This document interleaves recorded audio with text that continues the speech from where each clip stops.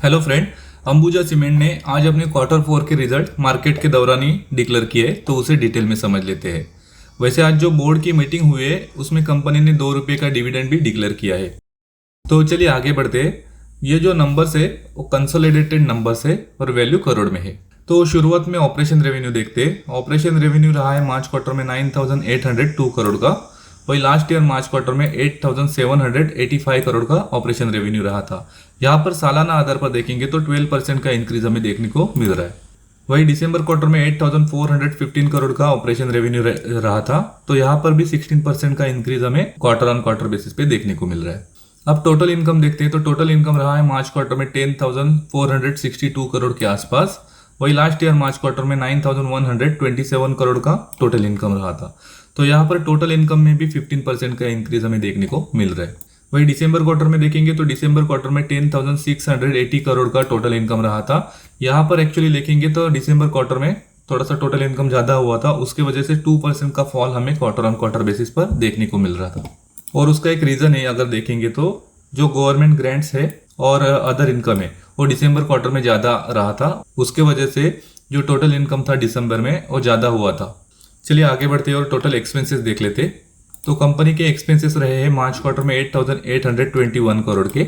वही last year March quarter में 7,747 करोड़ के टोटल एक्सपेंसेस रहे थे और दिसंबर क्वार्टर में 8,347 करोड़ के टोटल एक्सपेंसेस रहे थे। यहाँ पर अगर देखेंगे तो एक्सपेंसेस इस क्वार्टर में थोड़े से बढ़ते हुए दिखाई दे रहे हैं। आगे बढ़ते और कंपनी का नेट प्रॉफिट देख लेते हैं।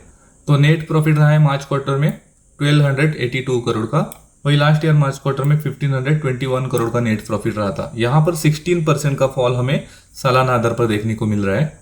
वही दिसंबर क्वार्टर में 2,620 करोड़ का नेट प्रॉफिट रहा था। तो यहाँ पर देखेंगे तो बड़ा फॉल देखने को मिल रहा है। अराउंड 51% का फॉल हमें क्वार्टर ऑन क्वार्टर बेसिस पे देखने को मिल रहा है। हालांकि जो दिसंबर में हमने ऊपर देखा अदर इनकम की वजह से टोटल इनकम बढ़ा था और उसी की वजह से यहाँ पर जो नेट प्रॉफिट है वो ज्यादा दिखने को मिल रहा है। लेकिन जो टोटल एक्सपेंसेस इस क्वार्टर में बढ़े हुए हैं उसके वजह से इस क्वार्टर में नेट प्रॉफिट में कमी हमें देखने को मिल रही है और उसी की वजह से सालाना आधार पर अगर देखेंगे तो प्रॉफिट में फॉल हमें देखने को मिल रहा है। चलिए आगे बढ़ते और कंपनी का ईपीएस भी देख लेते हैं। तो बेसिक ईपीएस रहा है मार्च क्वार्टर में 3.88 रुपीज का। वही लास्ट ईयर मार्च में 5.29 रुपीज का रहा था और दिसंबर में 8.59 रुपीज का ईपीएस रहा था। यहाँ पर भी अगर देखेंगे तो अर्निंग पर शेयर में बड़ी गिरावट हमें देखने को मिल रही है। ओवरऑल अगर रिजल्ट देखेंगे तो न्यूट्रल टू निगेटिव रिजल्ट देखने को मिल रहे हैं, क्योंकि ऑपरेशन रेवेन्यू में तो बढ़ोतरी हमें देखने को मिली है सालाना आधार पर और क्वार्टर ऑन क्वार्टर बेसिस पर। लेकिन जो थोड़े से एक्सपेंसेस इस क्वार्टर में बढ़ते हुए देखने को मिले हैं उसके वजह से नेट प्रॉफिट में हमें दोनों क्वार्टर ऑन क्वार्टर बेसिस और ईयर ऑन ईयर बेसिस में गिरावट देखने को मिली है। वैसे लास्ट 3 महीने में अगर स्टॉक का परफॉर्मेंस भी देखेंगे तो स्टॉक में कुछ भी मूवमेंट हुई नहीं है।